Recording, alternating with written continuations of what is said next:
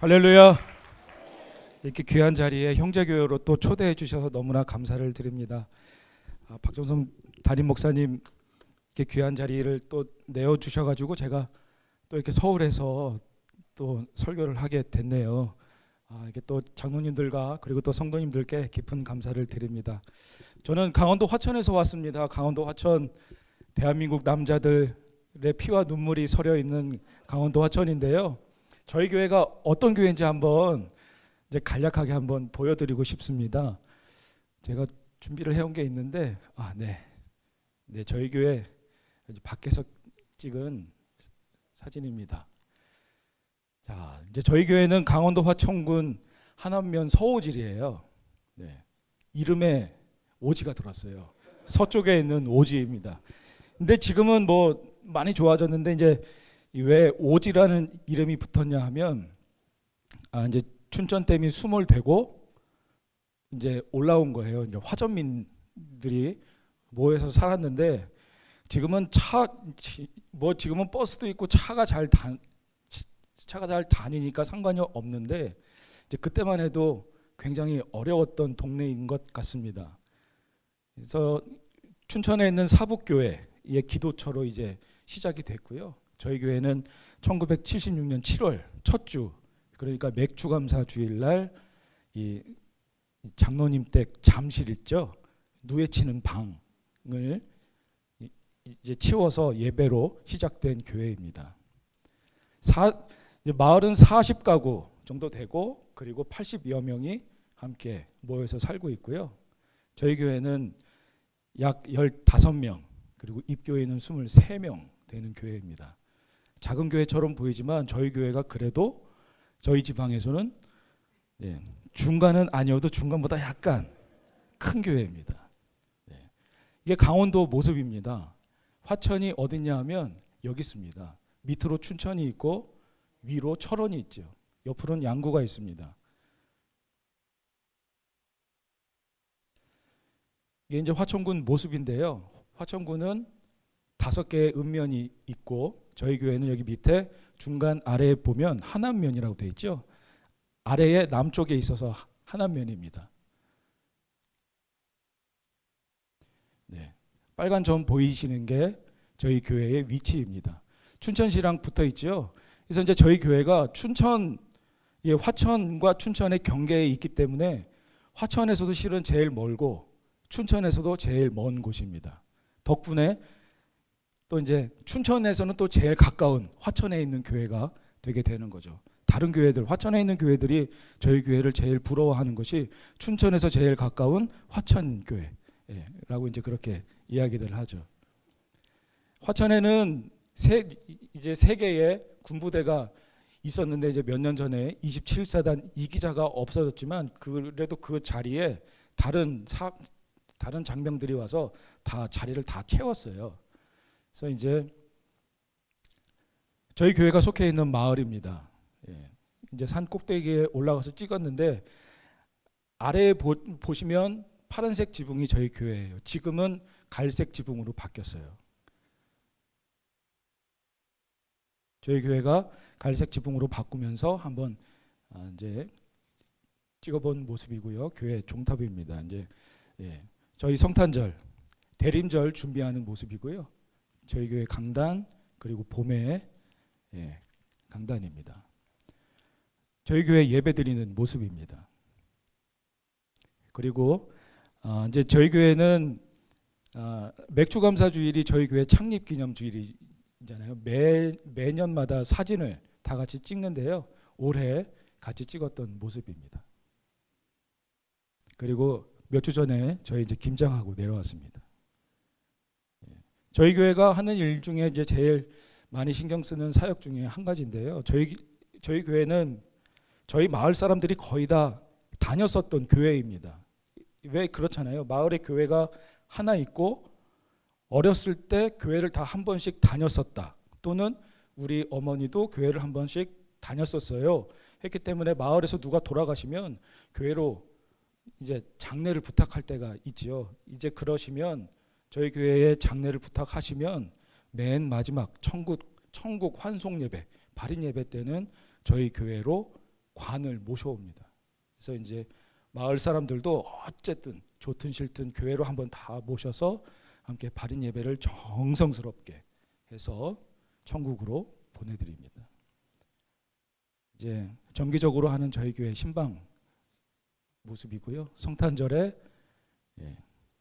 이제 돌아다니는 것, 그리고 저희들 또 전도하는 것, 그리고 이제 저희 사모가 뭐 좋든 싫든 간에 미용 기술을 배웠어요. 그러니까 대학에서는 오르간을 전공했는데 시골에서 오래 살다 보니까 머리 자르는 게 쉽지가 않고, 그리고 또 남한테 남편을 맡기자니 그게 뭐 별로 안 좋았던지 어쨌든 그 이제 화천군에 있는 여성 복지관 같은 데서 배워서 지금은 교인들이 다 머리를 맡기고 있어요. 예.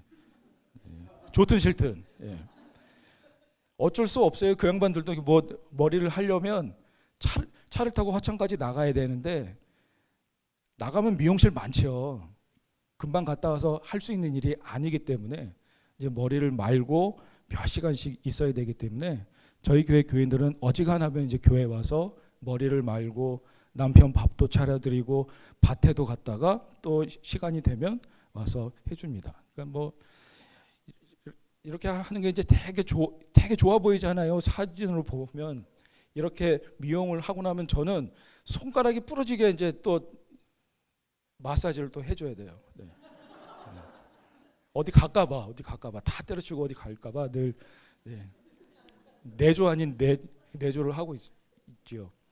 그리고 또 이제 또 저희 집사람의 생일이 11월 셋째 주에 꼭 있습니다. 그러니까 11월 셋째 주에는 뭐가 있죠? 추수감사주일이 있어가지고 그냥 밥 차린 데다가 이렇게 케이크를 꼭 하나씩 놓습니다. 담임 목사 생일은 깜빡깜빡해도 사모님 생신만은 꼭 챙겨드리는 덕천교회 아주 좋은 교회입니다. 꼭 챙겨드리세요. 여기도. 아멘. 네.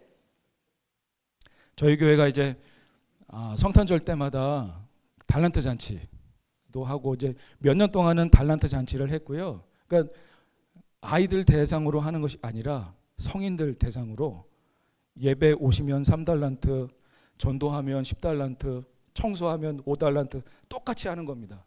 그래서 이제 성탄절에 한번 다 해서 다 풀죠. 화천 읍내에 다이소가 있어가지고 아주 선물 준비하기도 편합니다.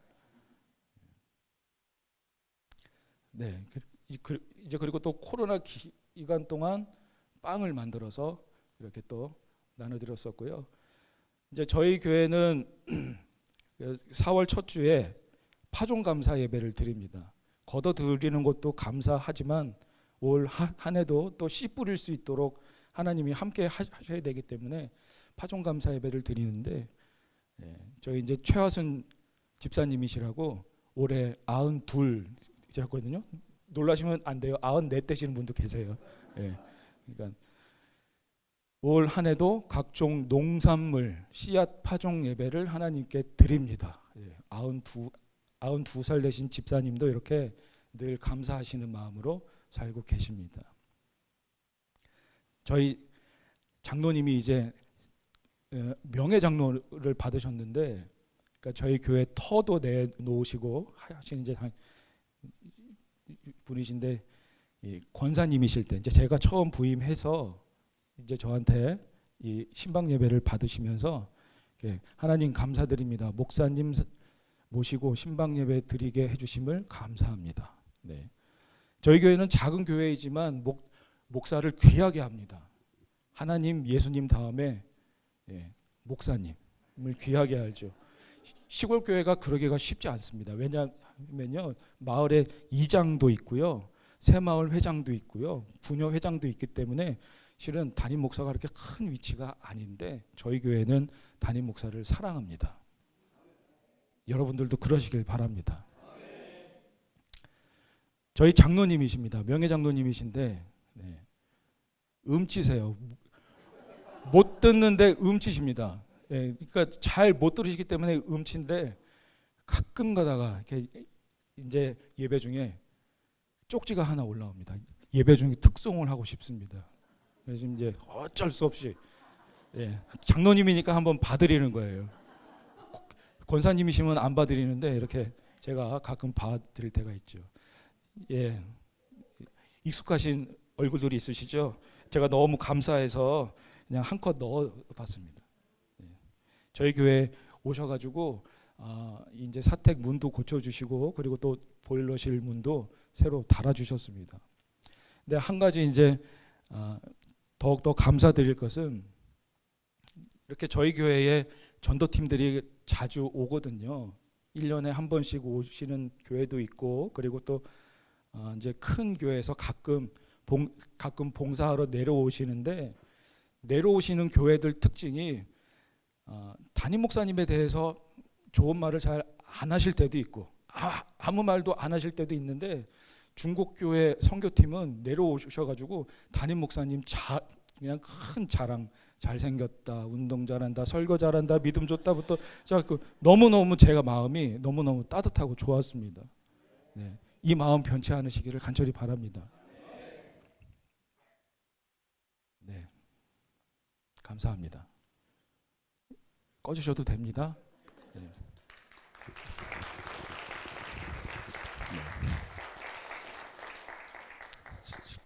간만에 서울에 왔습니다. 이제 올 때 보니까 참 이제 이 중국교회 옛날에 제가 감신대 다닐 때 여기서 선배님이 결혼을 하셨던가 해가지고 제가 한번 이제 그때 왔던 기억이 있거든요. 이제 오늘은 오는데 이렇게 차를 타고 딱 오는데 중곡동이 굉장히 복잡하더라고요. 굉장히 복잡한데 아주 깜짝 놀란 게 하나 있습니다. 이렇게 딱 이제 중곡교회 쪽으로 오려고 이제 삼거리에서 좌회전을 하려고 딱 그러는데 옆에 있는 식당에 치킨이 6,000원, 두 마리 11,000원 이렇게 돼 있더라고요. 야, 참 살기 좋은 동네다 하는 생각이 들었습니다. 저는 이제 서울에 올 일이 거의 없습니다. 이제 저도 서울에서 태어났고 초중고를 다 서울에서 다녔고 그리고 대학도 서울에서 마쳤고요. 저희 집사람도 마찬가지입니다. 저희 집사람은 종교교회 3대째 그 가문이고 그리고 또 반주자를 하다가 이제 저한테 시집을 왔기 때문에 다 서울에서 컸죠. 목회를 하면서 거의 서울에 올 일이 없는데 이렇게 좋은 경험을 또 하게 해주셔서 다시 한번 감사를 드립니다.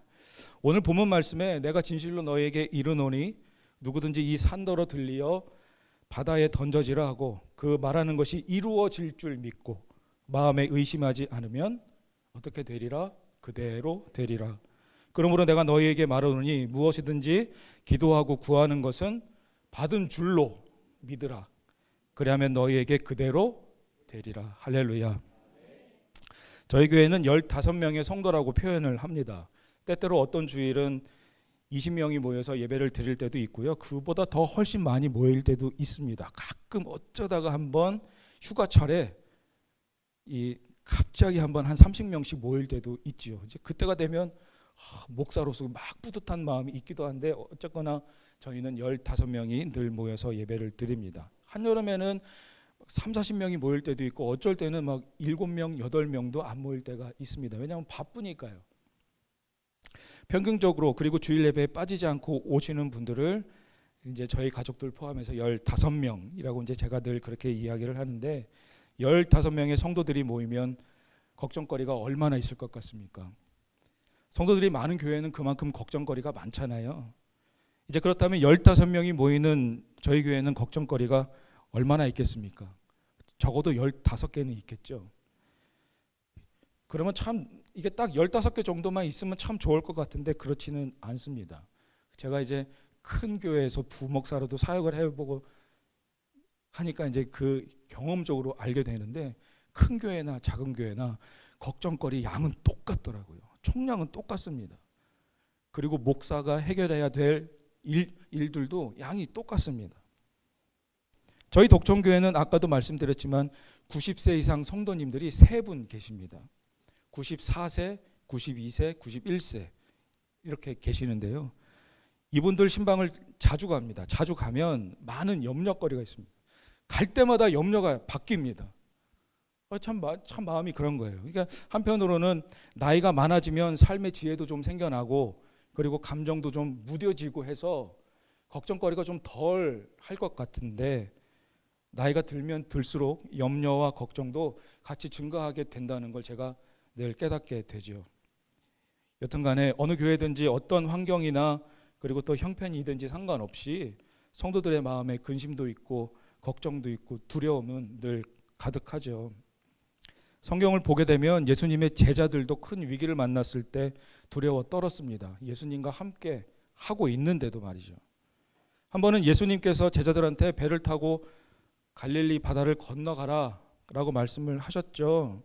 자, 이제 그래서 제자들이 캄캄한 밤중에 배를 타고 건너가고 있는데 갑자기 큰 폭풍이 불어 닥쳤습니다. 자, 이제 그런데 그때 예수님께서 물 위로 걸어 오셨죠. 파도가 위아래로 치는데 높고 낮은 파도를 밟으시면서 걸어 오시는 겁니다. 그냥 걸어 오시는 것도 아니고 막 예수님 주위에서 광채가 나고 굉장히 놀라운 광경을 보여주고 있는 겁니다. 상상을 해보면 놀랍고 신기한 광경이죠. 어둡고 캄캄한 바다입니다. 빛 한 점 없는 바다에 파도는 넘실넘실대고 배는 넘어갈 것 같은데 저 멀리에 한 점 빛이 다가옵니다. 보니까 그게 예수님이에요. 파도를 밟으시면서 평평하게 걸어오셨을까? 아닙니다. 넘실넘실. 예수님도 넘실넘실 오셨을 겁니다. 그 모습을 보고 성경에는 이렇게 표현합니다. 제자들이 야 이거 유령 아니냐? 라고 할 정도로 놀라운 광경이었습니다. 그 광경을 목격한 사람들 모두가 놀라면서 소란을 쳤겠죠. 자, 이제 그런데 예수님께서 이렇게 말씀하십니다. 안심하라. 나야 나. 그러니 두려워하지 말아라. 할렐루야. 자, 이제 그런데 베드로가 용감하게 말합니다. 주님, 만일 주님이시여든 나를 명하사 물 위로 나도 한번 걸어볼 수 있도록 해주세요 라고 했죠. 그랬더니 예수님께서 그래 너 한번 걸어봐. 베드로의 믿음을 보면 참 대단한 사람입니다. 폭풍이 몰아치는 그 무서운 밤바다에 발을 내딛는 것은 보통 믿음이 아니기 때문이죠. 잘 아시다시피 이런 믿음, 정말 대단한 믿음을 갖고 있을 것 같은 베드로가 몇 걸음 못 걸었습니다. 거기서도 빠지고 말았죠. 도중에 믿음을 잃어버렸기 때문입니다. 바다 위를 걸어가다가 예수님을 바라보던 그 눈을 돌이켜서 예수님만 바라봐야 되는데 바람과 파도를 보게 되니까, 내 발밑을 보게 되니까 그 마음에 의심도 생겨나고 두려움이 한꺼번에 몰려왔습니다. 어떻게 됐을까요? 물에 확 빠지고 말았죠. 믿음을 지킨다는 것은 결코 쉬운 일은 아닙니다. 우리가 이 땅을 살아갈 때에도 마음속에 의심과 두려움이 끊임없이 다가오기 때문이죠. 전쟁에서 싸우지 않고 편하게 이길 수 있는 방법 아무것도 없습니다. 때리기도 하고 맞기도 하고요. 죽이기도 하지만 죽기도 해야 되는 겁니다. 영적인 전쟁을 하면서 얻어맞기도 하고 때로는 때리기도 해야 되는 게 우리의 믿음의 삶입니다. 마귀는 의심과 두려움을 가지고 늘 우리를 공격합니다. 의심을 집어넣고 두려움을 집어넣죠. 오늘도 기도하셨잖아요. 그 기도한 것에 대해서 의심하게 하고 두려움을 갖게 합니다. 우리가 마귀를 대적하고 이길 수 있는 무기가 바로 믿음밖에 없는 것이죠. 너무나 단순한데 우리는 늘 그것을 잊고 살고 있다는 말입니다. 믿고 마음에 의심하지 아니하면 그대로 되리라. 무엇이든지 기도하고 구하는 것은 받은 줄로 미루다. 오늘 본문에 있는 말씀입니다. 자, 이제 그러면 어떻게 해야 우리가 그런 믿음을 가질 수 있을까? 첫째는요, 말씀을 의지해야 되는 겁니다. 믿음을 가지려면 무엇보다 하나님의 말씀을 의지하는 것이 제일입니다. 모세가 죽습니다. 그 모세의 뒤를 여호수아가 잇게 되죠. 모세의 뒤를 이어서 사명을 감당하는 게 과연 쉬웠을까? 아마 쉽지가 않았을 겁니다. 모세가 이끌어온 세월이 너무나 길기 때문입니다. 인간적으로 생각해도 그리고 또 영적으로 이해해 보려고 해도 여호수아는 큰 어려움이 있었을 겁니다. 그때 하나님께서 여호수아가 두려움을 이길 수 있도록 여호수아에게 말씀을 주셨죠. 여호수아서 1장 5절과 6절입니다. 네 평생에 너를 능히 대적할 자가 없으리니 내가 모세와 함께 있었던 것 같이 너와 함께 있을 것임이니라. 내가 너를 떠나지 아니하며 버리지 아니하리니 뭐하라? 강하고 담대하라. 너는 내가 그들의 조상에게 맹세하여 그들에게 주리라 한 땅을 이 백성에게 차지하게 하리라. 할렐루야. 딱 두 가지입니다. 강하고 담대하고 그러면 얻게 된다 라는 것이 하나님의 말씀입니다. 그래서 여호수아는 하나님의 말씀을 붙들었고요. 그러자 마음속에 담대한 믿음이 생겨난 겁니다. 가나안 땅을 차지했잖아요. 우리가 믿음을 얻기 위해서 하나님의 말씀을 의지하는 것뿐, 그것 이상 그것 이하 더 없다는 겁니다. 하나님의 말씀을 항상 기억하고 묵상하고 말씀을 우리 마음속에 새겨야 되는 거죠. 우리 삶의 상황과 형편이 폭풍에 흔들릴 때가 있죠. 흔들릴 수는 있습니다. 그리고 쓰러질 때도 있죠. 쓰러질 수도 있죠. 하지만 말씀의 기둥을 붙잡고 있으면 넘어지지도 않고 흔들렸을지라도 견딜 수도 있고 넘어졌을 때 그 기둥을 붙잡고 다시 일어나면 되는 겁니다. 말씀 위에 굳게 서고 모든 불안과 두려움을 이기고 강하고 담대한 마음을 가질 수가 있는 것이죠. 저희 교회는 주일낮 대예배를 마치면 이제 저한테 기도를 받기 원하시는 분들이 강대상 앞으로 나옵니다. 저보다도 훨씬 나이가 많으신 분들이죠. 다 저의 어머니 뻘이 되고 뭐 할아버지 뻘이 되시는 분들인데 늘 이제 제 앞에 나와서 예배를 마치고 제 앞에 머리를 숙입니다. 그리고 제가 기도를 해드리고 나면 꼭 권면을 합니다. 귀에 대고 말씀을 드리는데 마음을 담대하게 붙드시고 두려움 없이 하나님을 의지하시고 기도한 것은 된 줄로 믿으세요. 이렇게 이야기를 합니다. 제가 손을 얹고 하는 안수기도보다 기도를 받으시는 성도님들의 믿음의 고백이 더 큰 기적이 될 줄로 믿기 때문이죠. 예수 믿는 사람이 말씀을 붙잡고 강하고 담대한 마음으로 나아가면 하나님께서 반드시 역사하십니다. 둘째는 간절히 기도하는 것뿐입니다. 믿음을 가지기 위해서는 또 말씀을 붙잡고 기도해야 되죠. 주님은 그의 말씀을 부여잡고 몸부림치는 사람은 결코 버리지 않습니다. 말씀을 붙들고 기도하면 하나님이 믿음을 이루어 주시고요. 그리고 그 믿음대로 우리가 될 줄로 믿습니다. 요한복음 11장 40절에 네가 믿으면 하나님의 영광을 너 본다 라고 말씀을 하셨습니다. 우리가 믿고 기도하면 죽은 자를 살리시는 하나님, 그리고 또 없는 것을 있는 것으로 부르시는 하나님께서 큰 기적을 베풀어 주실 것입니다. 저의 어머니는요, 암으로 10년 동안 투병하시다가 24년 전에 돌아가셨습니다. 투병이 시작된 것이 제가 중학교에 입학할 때였습니다. 원래도 믿음이 좋으셨지만 암 선고를 받고 시한부 인생을 사시면서 더 믿음이 좋아지셨습니다. 얼마나 믿음이 좋아지셨냐면 아무것도 생각이 없는 중1짜리 저를 붙들고 너 이제 목사가 될 거야 라고 말씀을 하셨습니다. 저하고는 상의가 없으셨습니다. 뭐 보통 그런 일들은 다 어머니 마음대로 다 되는 것이기 때문에 저하고는 뭐 없었죠. 아들이 목사가 되기를 원한다고 기도를 하셨고, 그리고 아들이 감리교 신학대학에 들어가는 것까지만 보고 나는 하나님께 가겠다라고 목표를 세운 것이 의사로부터 3개월밖에 안 남았어요 라고 하는 그 이야기를 듣고 난 이후였습니다. 그 드라마에서나 듣는 이야기를 제가 직접 경험을 해봤죠. 한 번은 이제 그런 일이 있었습니다. 이제 의사가 한번 수술을 한번 해봅시다. 배를 열었어요. 배를 그대로 닫았습니다. 왜 그랬냐면 그때만 해도 이제 저희 어머니 병명이 담도암이었습니다. 의사가요 궁금한 겁니다. 한국에는 거의 없던 병이었기 때문에 어떻게 이 담도암이 어떻게 생겼을까 궁금한 겁니다. 저희는 몰랐죠. 그러니까 안 해도 되고 할 수도 없는 건데, 그러니까 의사가 한번 보고 싶었던 겁니다. 어떻게 이렇게 닫았습니다. 이제 그러고 나서 3개월 남았어요. 이제 그 이야기를 저희가 다 듣게 되죠. 이제 그런데 저희 어머니는 저를 목사로 만들겠다는 욕심이 있으셨잖아요. 제가 판단했을 땐 욕심이었습니다. 그때만 해도. 이제 그런데 하나님께서 어머니의 기도를 어떻게 들어주셨냐면 3개월 단위로 기술이 계속해서 생겨나는 겁니다.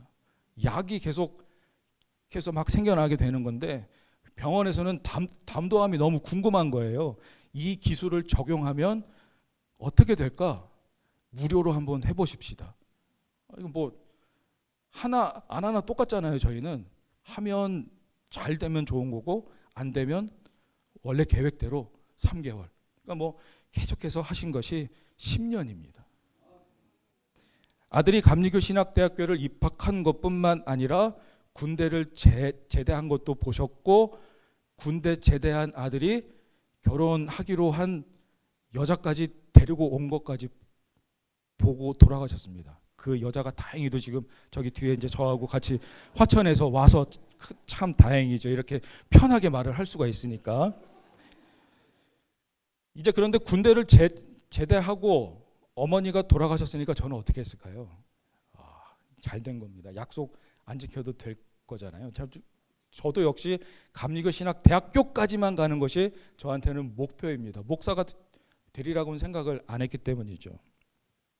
제가 이제 대학을 졸업을 하고 감신대 졸업하고 직장을 다니고 있을 때 종교교회에서 반주하고 있던 저희 집사람을 만나서 결혼을 하게 됐습니다. 이제 그리고 계속 직장을 다녔죠. 가끔 가다가 뭐 이제 행사가 있어가지고 찬양단이 필요한데 땜빵이 필요합니다. 이제 그러면 제가 가서 많은 목사님들을 돕곤 했었습니다. 이제 그때 종교교회에 계시던 목사님을 제가 돕는 중에 거기에 반주를 하고 있더라고요. 수요일 날 밤에 와서 피아노 치는 여자, 교회에서 피아노 치는 여자는 꼭 붙들어야 된다고 선배님들이 그렇게 말씀을 하셨기 때문에 이제 저는 그렇게 하고 이제 사귀기로 했죠.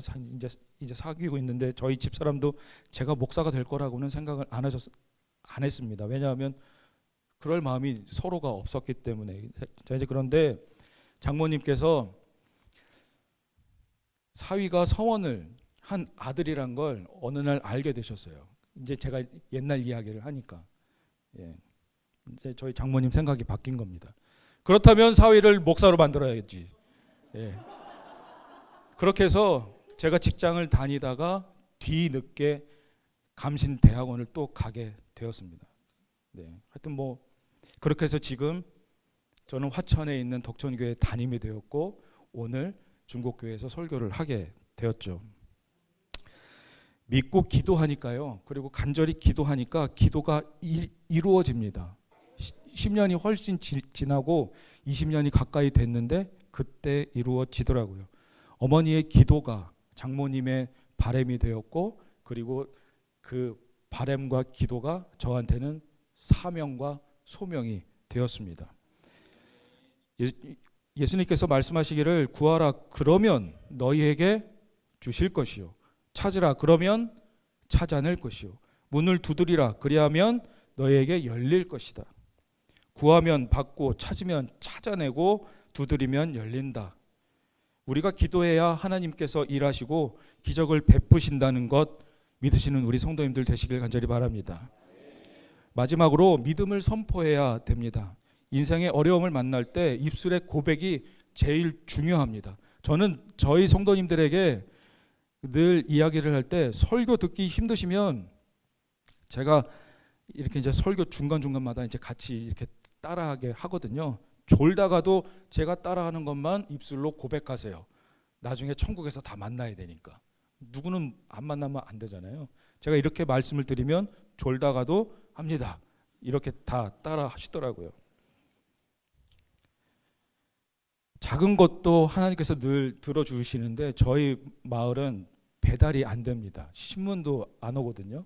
제가 이제 그런 데서 16년을 목회를 하고 있는데 그래서 배달의 민족 어떻게 사용하는지도 모르고 요기요 어떻게 사용하는지도 모르고 가끔 어디 이제 뭐 친척집에 갈 때나 이제 그때 한번 배달을 시켜 먹기는 하는데 그래도 가끔 먹고 싶은 게 생각이 날 때가 있잖아요. 이제 그러면 지나가는 말로 치킨 먹고 싶은데 이렇게 말하면 이제 치킨을 사려면 30분 동안 춘천을 나가야 되니까 금방 포기하고 마는데 치킨 먹고 싶은데 이렇게 말하면 그 다음날 옆 교회에 있는 목사님이 치킨 먹어 이렇게 하고 치킨을 갖다 주십니다.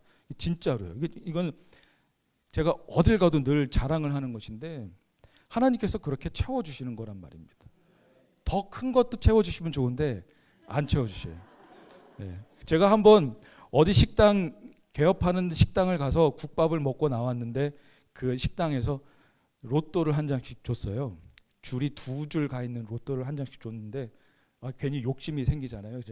그래서 이제 금요일쯤에 이거 하나님이 이거 내일 되겠는데요? 딱 근데 될게요, 안 될게요? 저도 안 되고 저하고 같이 밥 먹었던 그 목사님들도 45개 숫자 중에 한 개도 안 됐습니다. 그런 겁니다. 하나님은 아주 작은 것도 챙겨 주시죠. 작은 것도 입으로 얘기하면 성취하시는 하나님이심을 믿으시기를 바랍니다. 다윗이 골리앗을 마주쳤을 때요, 다윗의 고백이 있죠.